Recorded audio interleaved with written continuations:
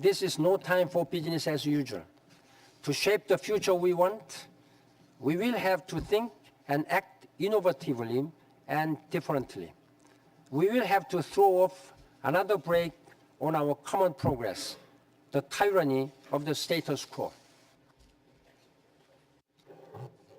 My fervent hope and our common urgent need is that we can stop moving from crisis to crisis, from symptom to symptom, and instead address the underlying causes and interrelationship and recognize the flaws in many of our approaches. We are, of course, committed to budget discipline.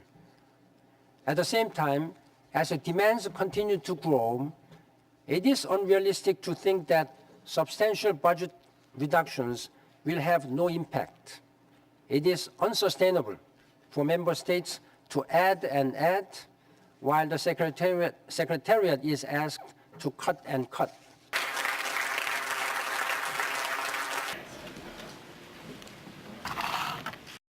Points, please, each person. The political environment remains polarized in Syria and in the region. The Security Council must find the unity the people of Syria need. Yet the deadly military momentum has taken hold. I call again for all states to cease sending arms to either side in Syria and our regional partners. As the international community responds to the security threat, let us remember that Mali is also a political challenge. It was the coup and the collapse of Mali's democracy that opened the way for extremists. Military gains must be matched by efforts to restore full constitutional order and legitimacy in Bamako, while leaving the door open to negotiations with those groups that renounce terrorism.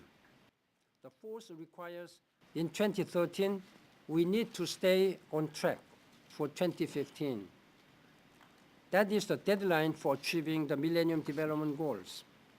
That is the year in which member states have committed to reach a robust, legally binding agreement on climate change. Followed by Tala.